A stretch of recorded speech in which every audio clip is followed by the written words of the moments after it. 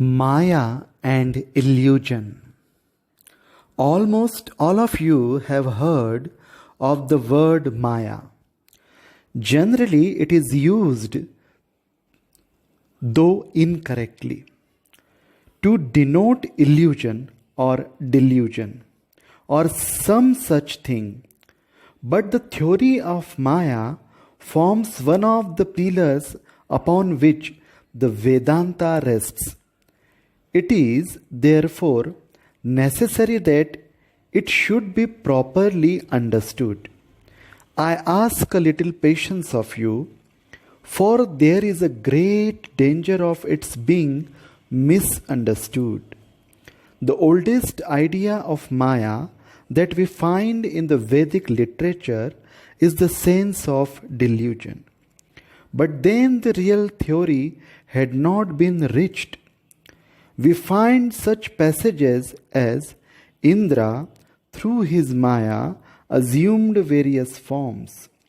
Here it is true the word Maya means something like magic, and we find various other passages always taking the same meaning. The word Maya then dropped out of sight altogether. But in the meantime, the idea was developing. Later, the question was raised, why can't we know this secret of the universe? And the answer given was very significant, because we talk in vain, and because we are satisfied with the things of the senses, and because we are running after desires. Therefore, we, as it were, cover the reality with a mist. Here the word Maya is not used at all. But we get the idea that the cause of our ignorance is a kind of mist that has come between us and the truth. Much later on, in one of the latest Upanishads, we find the word Maya reappearing. But this time, a transformation has taken place in it, and a mass of new meaning has attached itself to the word.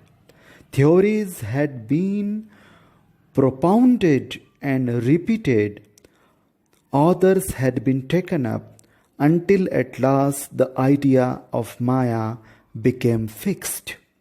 We read in the Shvetashvara Upanishad, know nature to be Maya, and the ruler of this Maya is the Lord Himself. Coming to our philosophers, we find that this word Maya has been manipulated in various fashions until we come to the great Shankaracharya. The theory of Maya was manipulated a little by the Buddhists too. But in the hands of the Buddhists, it became very much like what is called idealism. And that is the meaning that is now generally given to the word Maya. When the Hindu says the world is Maya, at once people get the idea that the world is an illusion. This interpretation has some basis as coming through the Buddhistic philosophers, because there was one section of philosophers who did not believe in the external world at all. But the Maya of the Vedanta, in its last developed form, is neither idealism nor realism, nor is it a theory. It is a simple statement of facts, what we are and what we see around us. As I have told you before, the minds of the people from whom the Vedas came were intent upon following principles, discovering principles. They had no time to work upon details or to wait for them. They wanted to go deep into the heart of things.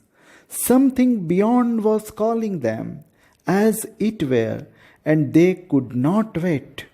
Scattered through the Upanishads, we find that the details of subjects which now call modern sciences are often very erroneous, but at the same time their principles are correct.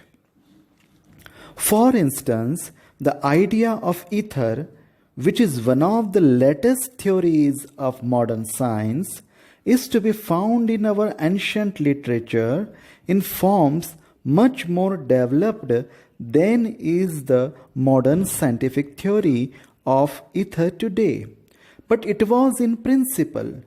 When they tried to demonstrate the workings of that principle, they made many mistakes. The theory of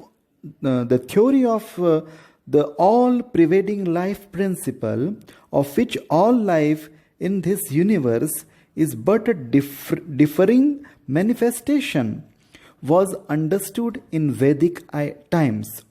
It is found in the Brahmanas. There is a long hymn in the Samhitas in praise of prana, of which all life is but a manifestation.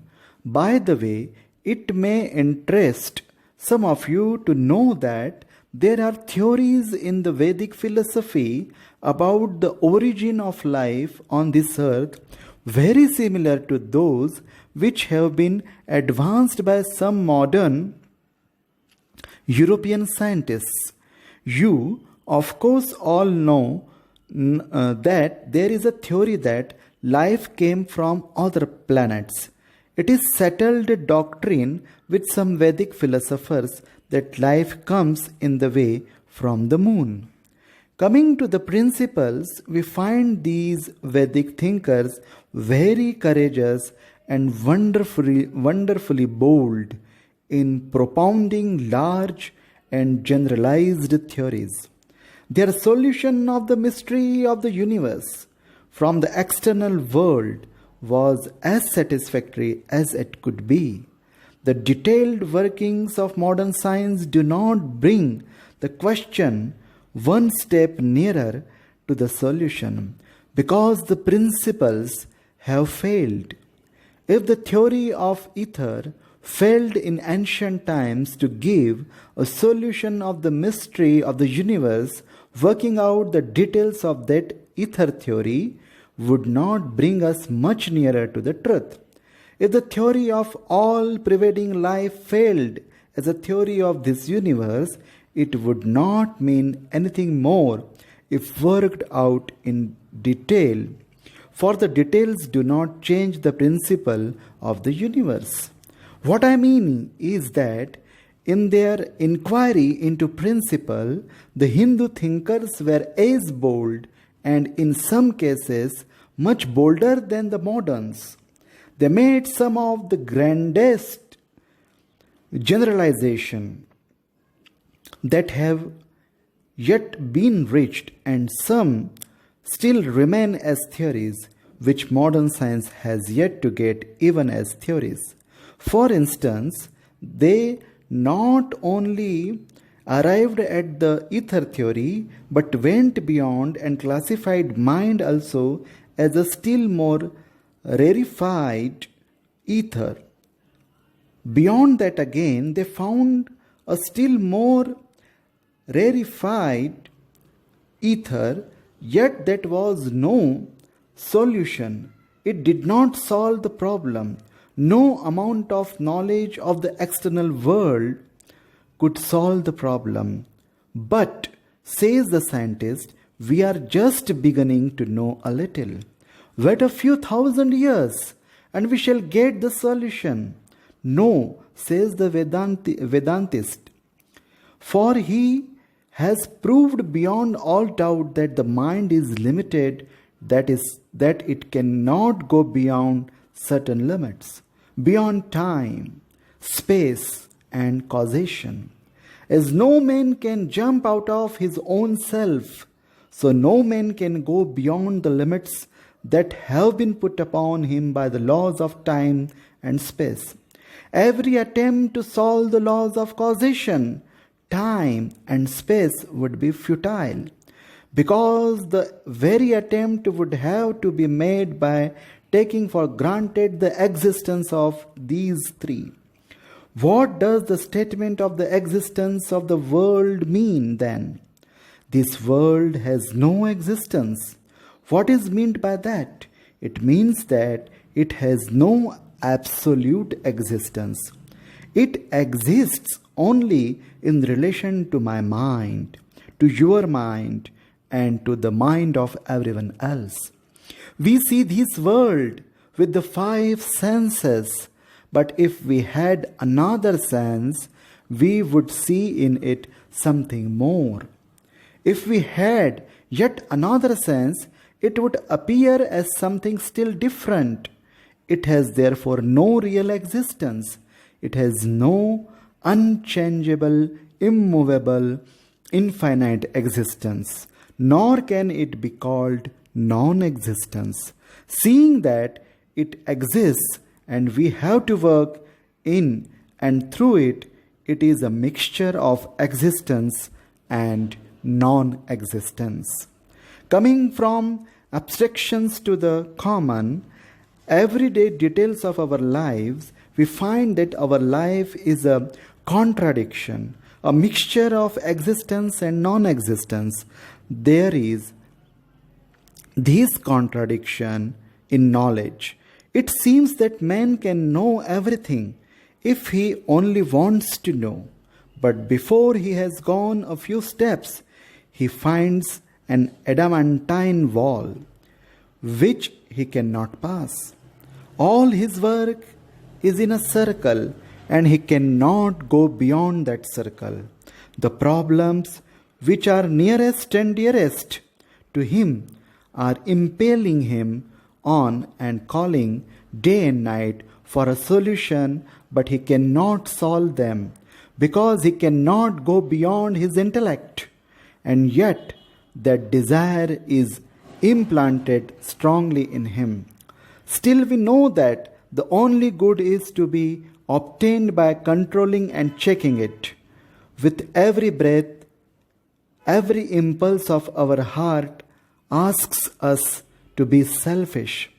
At the same time, there is some power beyond us which says that it is unselfishness alone which is good. Every child is a born optimist. He dreams golden dreams. In youth, he becomes still more optimist.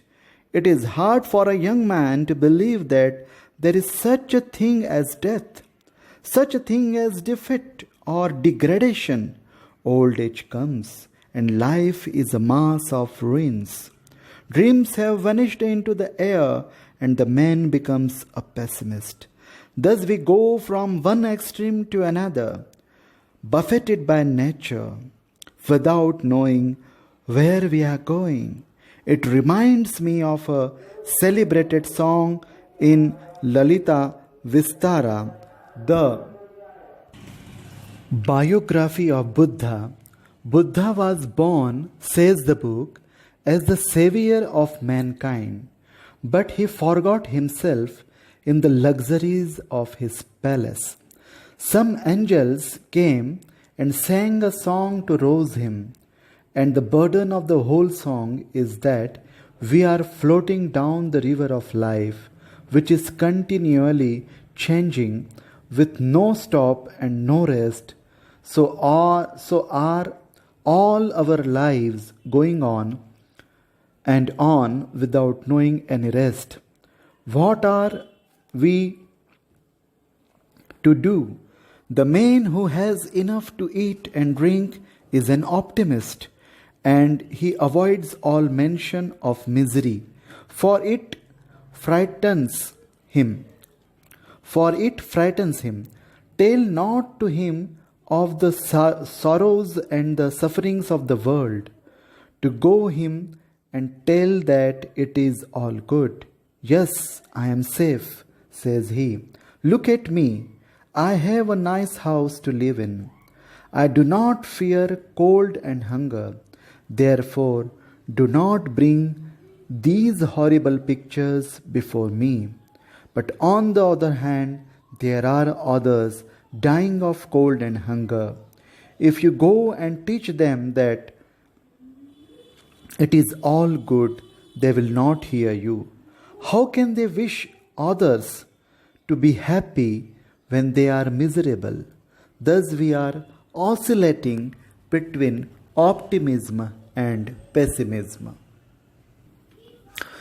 Then there is the tremendous fact of death. The whole world is going towards death.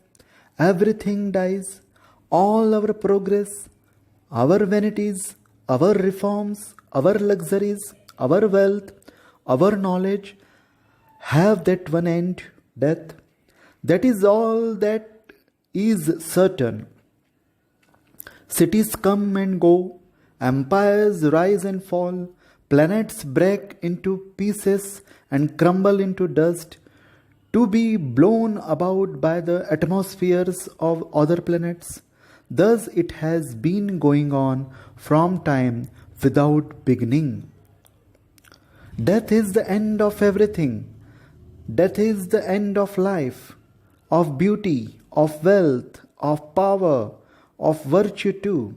Saints die and sinners die. Kings die and beggars die. Everything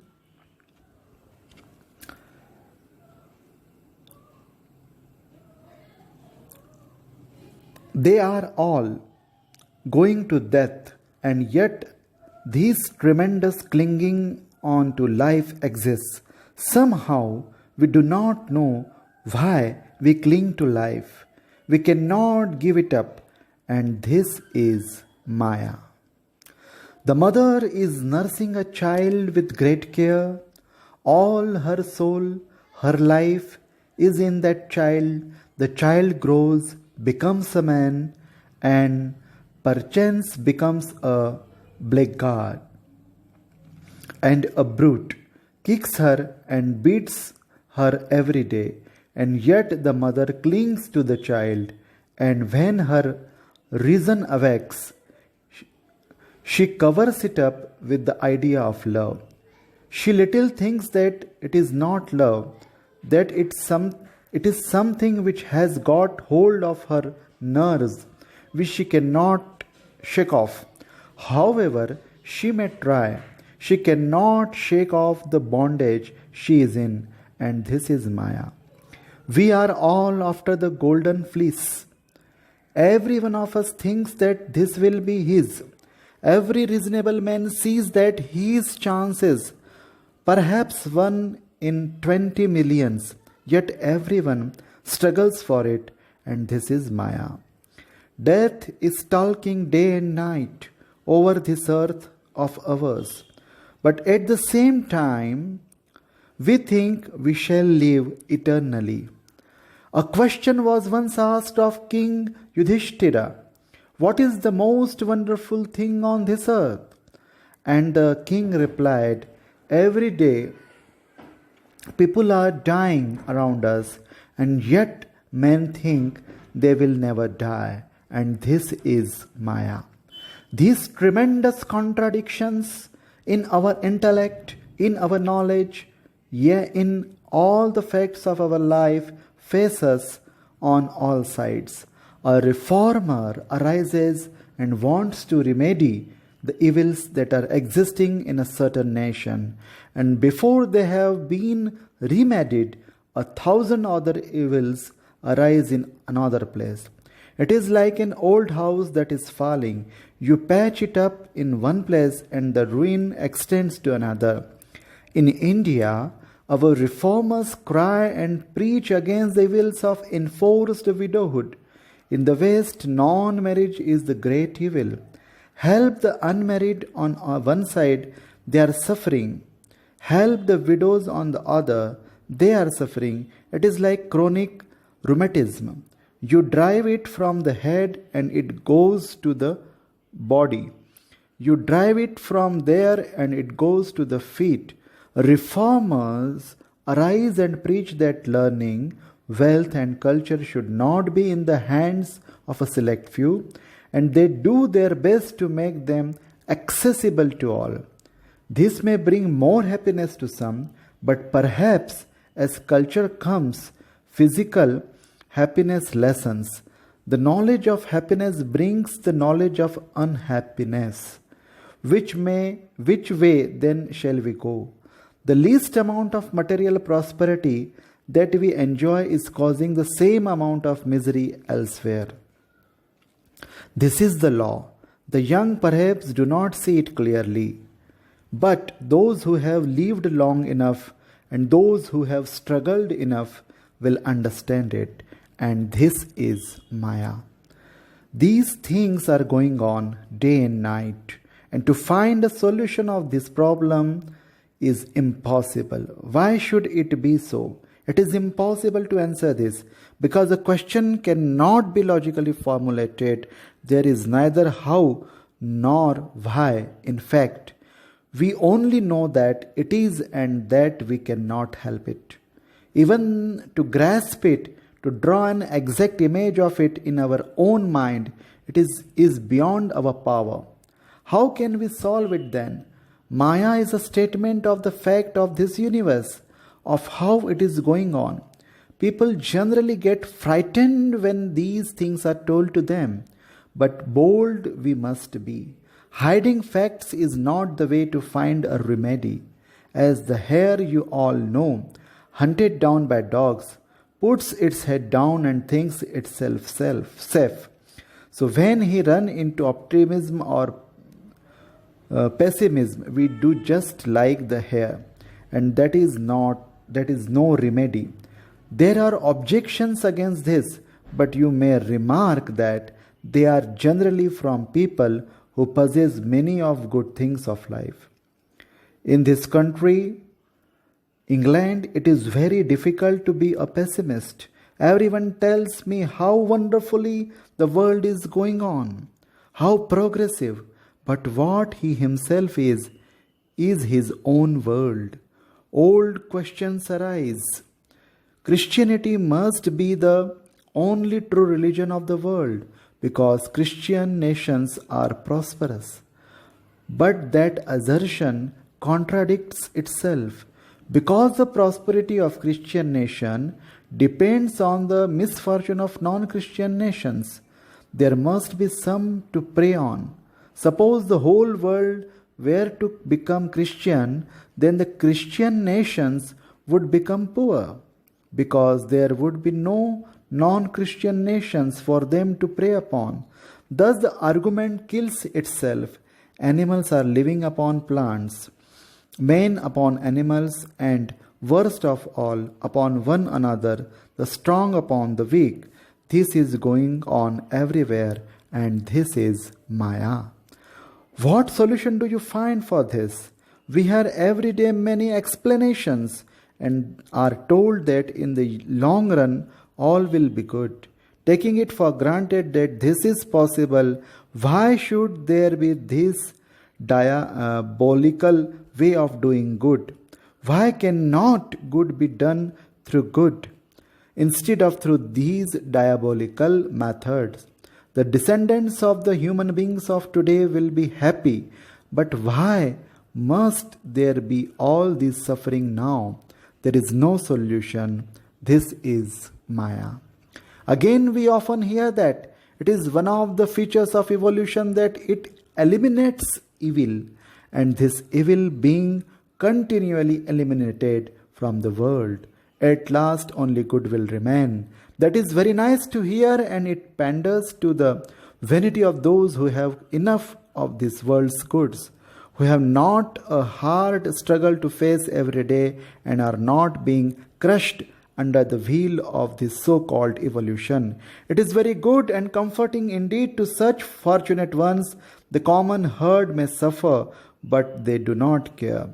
Let them die. They are of no consequence. Very good. Yet this argument is fallacious from beginning to end. It takes for granted in the first place that manifested good and evil in this world are two absolute realities. In the second place, it makes a still worse assumption that the amount of good is an increasing quantity and the amount of evil is a decreasing quantity. So, if evil is being eliminated in this way by what they call evolution, there will come a time when all this evil will be eliminated and what remains will be all good. Very easy to say, but can it be proved that evil is a lessening quality? Take, for instance, the man who lives in a forest, who does not know how to cultivate the mind, cannot read a book, has not heard of such a thing as writing. As he is severely wounded, he is soon all right again, while we die if we get a scratch. Machines are making things cheap, making for progress and evolution, but millions are crushed. That one may become rich while one becomes rich. Thousands at the same time become poorer and poorer, and whole masses of human beings are made slaves. That way it is going on. The animal man lives in the senses. If he does not get enough to eat, he is miserable. Or if something happens to his body, he is miserable. In the senses, both his misery and his happiness begin and end. As soon as this man progresses, as soon as his horizon of happiness increases, his horizon of unhappiness increases proportionately. The man in the forest does not know what it is to be jealous, to be in the law courts, to pay taxes, to be blamed by society, to be ruled over day and night by the most tremendous tyranny that human diabolism ever invented, which pries into the secrets of every human heart. He does not know how man becomes 1,000 times more diabolical than any other animal with all his vain knowledge and with all his pride. Thus it is that as we emerge out of the senses, we develop higher powers of enjoyment, and at the same time, we have to develop higher powers of suffering too. The nerves become finer and capable of more suffering. In every society, we often find that the ignorant common man, when abused, does not feel much, but he feels a good thrashing. But the gentleman cannot bear a single word of abuse. He has become so finely nerved. Misery has increased with his susceptibility to happiness. This does not go much to prove the evolutionist's case. As we increase our power to be happy, we also increase our power to suffer. And sometimes I am inclined to think that if we increase our power to become happy in arithmetical progression, we shall increase, on the other hand, our power to become miserable in geometrical progression. We who are progressing know that the more we progress, the more avenues are open to pain as well as to pleasure, and this is Maya. Thus we find that Maya is not a theory for the explanation of the world. It is simply a statement of facts as they exist, that the very basis of our being is contradiction, that everywhere we have to move through this contradiction, that everywhere there is good, there must also be evil, and wherever there is evil, there must be some good. Wherever there is life, death must follow as its shadow, and everyone who smiles will have to weep, and vice versa, nor can this state of things be remedied. We may verily imagine that there will be a place where there will be only good and no evil, where we shall only smile and never weep. This is impossible in the nature of things, for the conditions will remain the same.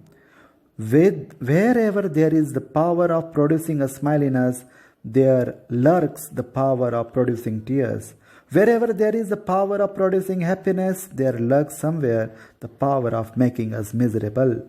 Thus, the Vedanta philosophy is neither optimistic nor pessimistic. It voices both these views and takes things as they are. It admits that this world is a mixture of good and evil, happiness and misery, and that to increase the one must of necessity increase the other.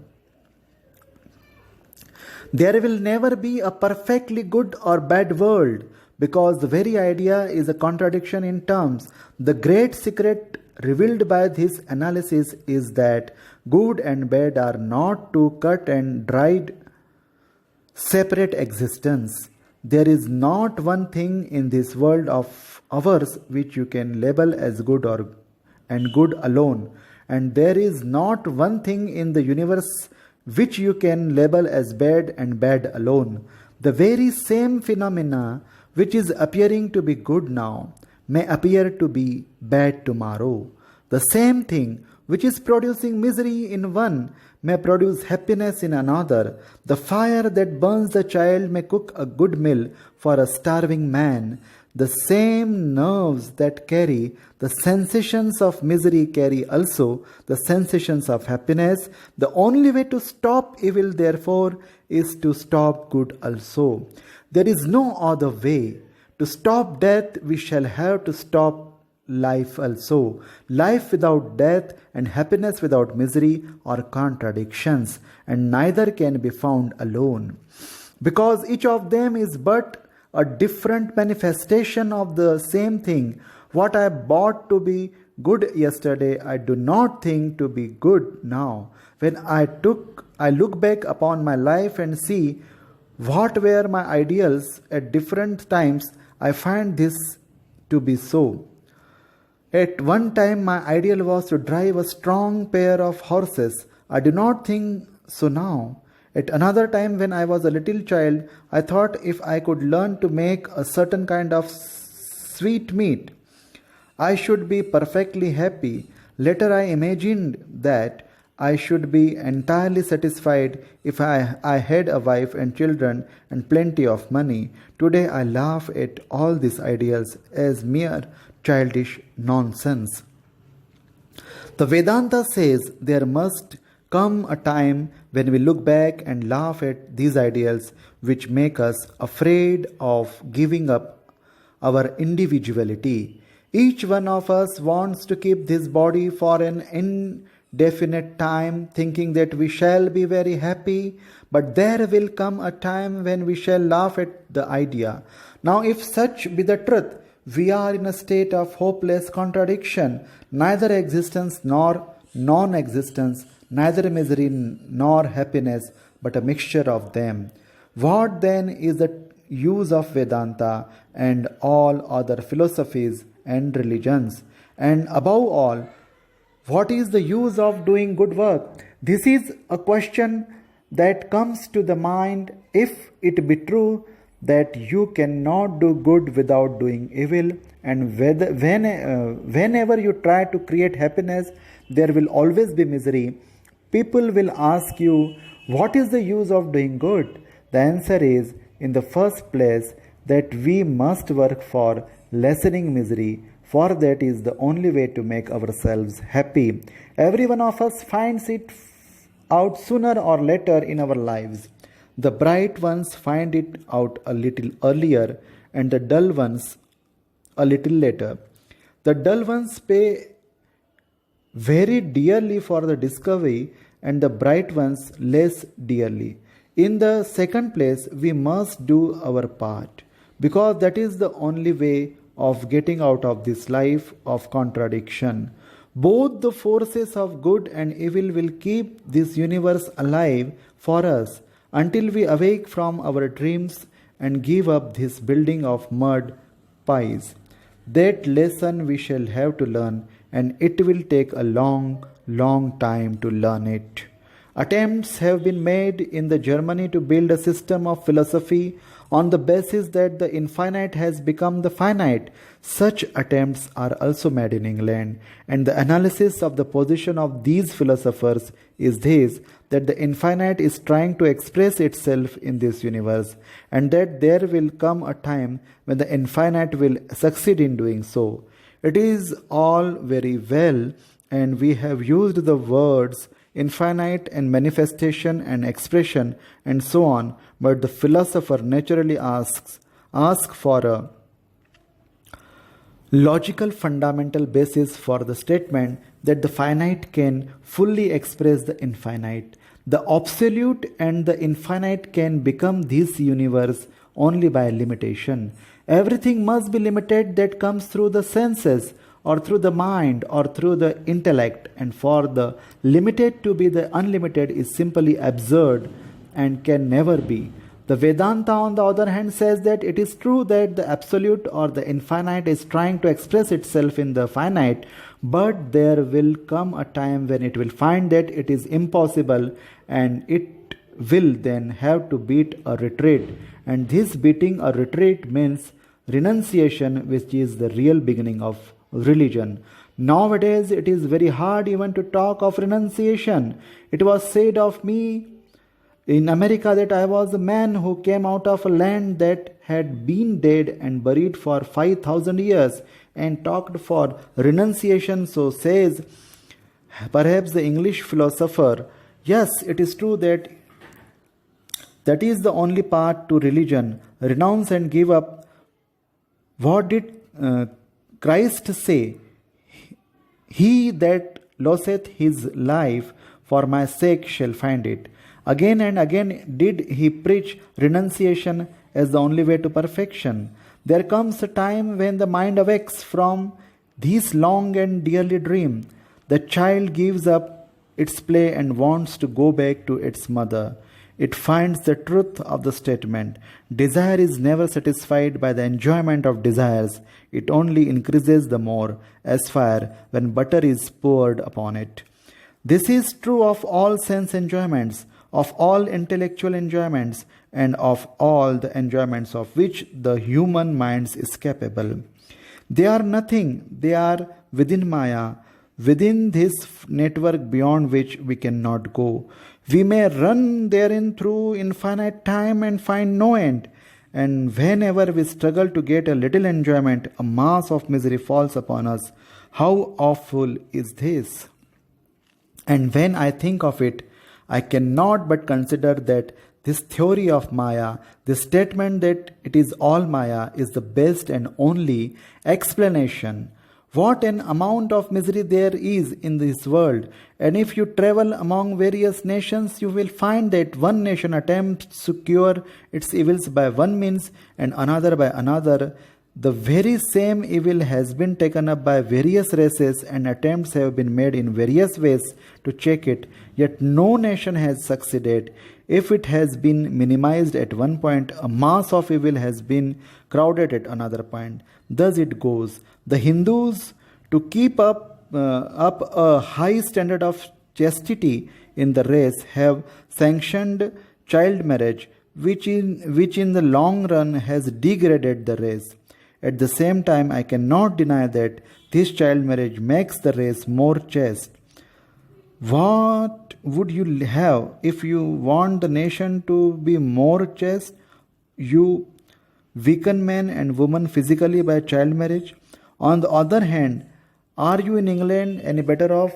No, because chastity is the life of a nation. Do you not find in history that the first death sign of the nation has been unchastity?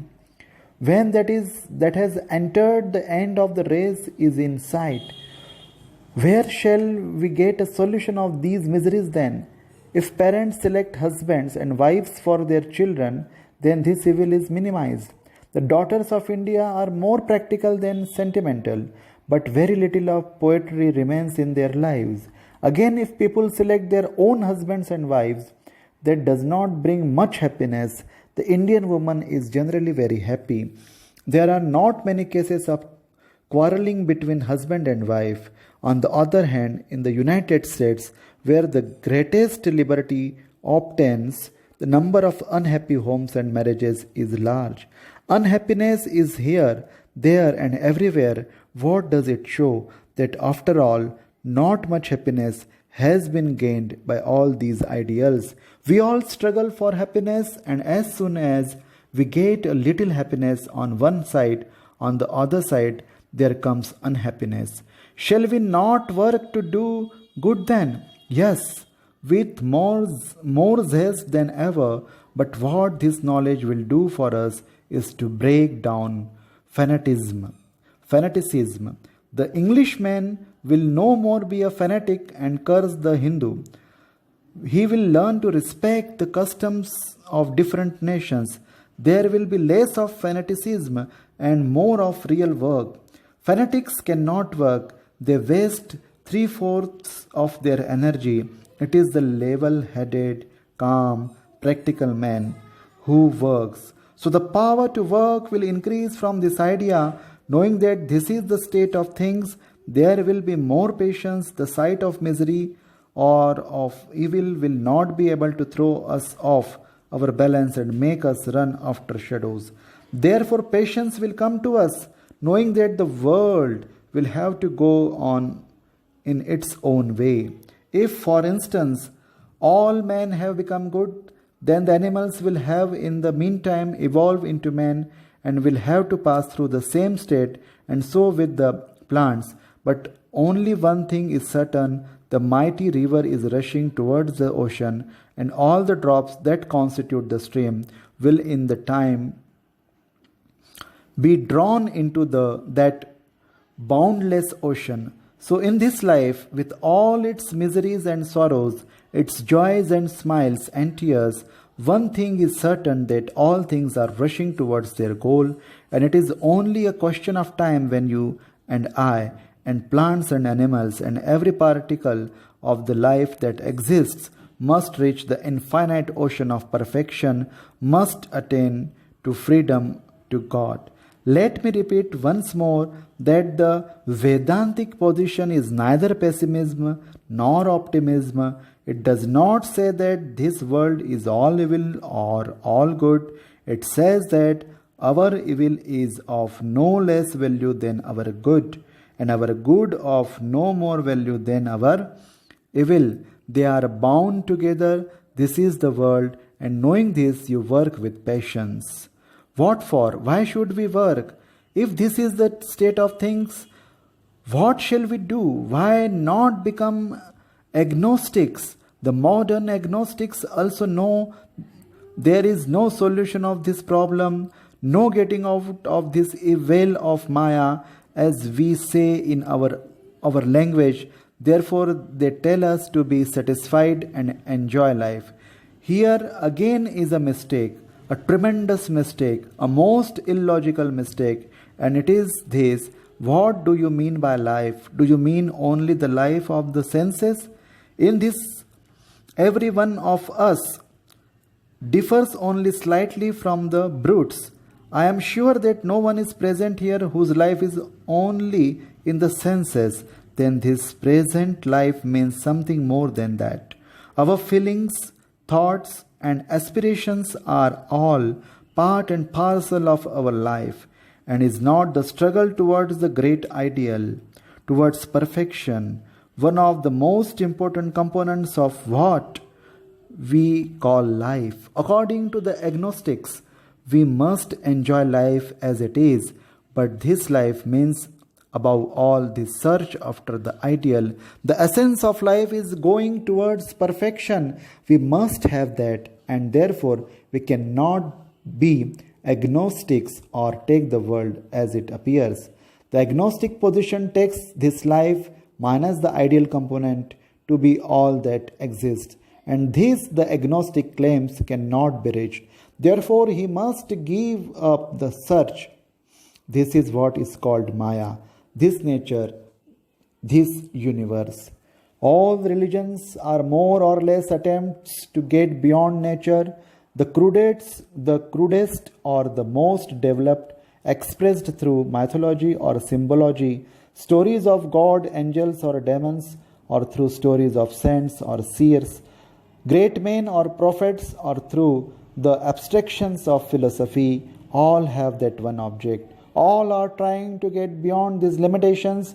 In one word, they are all struggling towards freedom. Man feels consciously or unconsciously that he is bound. He is not what he wants to be. He was taught to him. It was taught to him that it was taught to him at the very moment he began to look around, that very instant he learned that he was bound, and he also found that there was something in him which wanted to fly beyond, where the body could not follow, but which was as yet chained down by this limitation. Even in the lowest of religious ideas, where departed ancestors and other spirits, mostly violent and cruel, lurking about the houses of their friends, fond of bloodshed and strong drink, are worshipped. Even there we find that one common factor, that of freedom.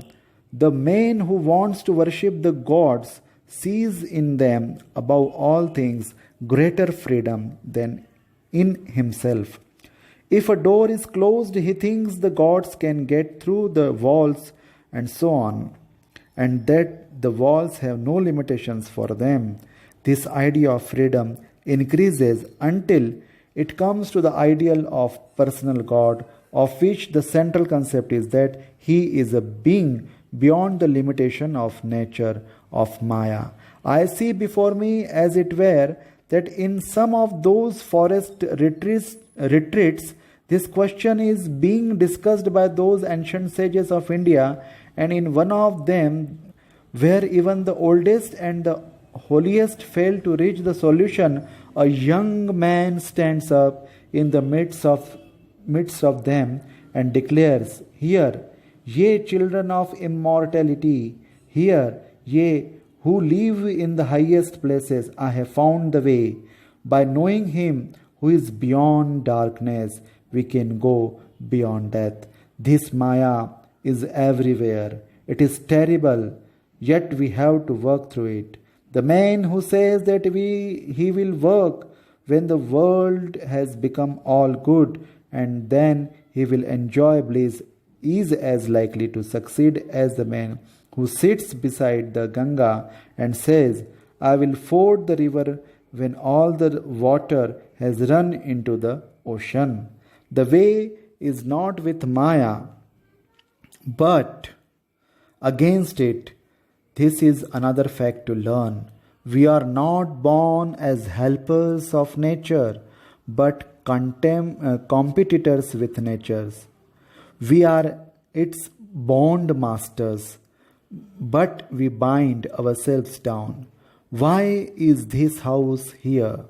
Nature did not build it. Nature says, go and live in the forest. Man says, I will build a house and fight with nature. And he does so.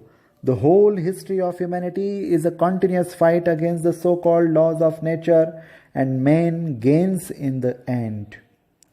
Coming to the internal world, there too the same fight is going on. This fight between the animal man and the spiritual man, between light and darkness, and here too man becomes victorious. He, as it were, cuts his way out of nature to freedom. We see then that beyond this Maya, the Vedantic philosophers find something which is not bound by Maya. And if we can get there, we shall not be bound by Maya. This idea is in some form or other the common property of all religions. But with the Vedanta, it is only the beginning of religion and not the end. The idea of a personal God, the ruler and creator of this universe, as he has been styled, the ruler of Maya or nature, is not the end of these Vedantic ideas. It is only the beginning. The idea grows and grows until the Vedantist finds that he, who he thought was standing outside, is he himself, and is in reality within. He is the one who is free, but who, through limitation, thought he was bound. Maya and illusion. Almost all of you have heard of the word Maya. Generally, it is used, though incorrectly, to denote illusion or delusion or some such thing. But the theory of Maya forms one of the pillars upon which the Vedanta rests. It is, therefore, necessary that it should be properly understood. I ask a little patience of you, for there is a great danger of its being misunderstood. The oldest idea of Maya that we find in the Vedic literature is the sense of delusion. But then the real theory had not been reached. We find such passages as Indra, through his Maya, assumed various forms. Here it is true the word Maya means something like magic, and we find various other passages always taking the same meaning. The word Maya then dropped out of sight altogether. But in the meantime, the idea was developing. Later, the question was raised, why can't we know this secret of the universe? And the answer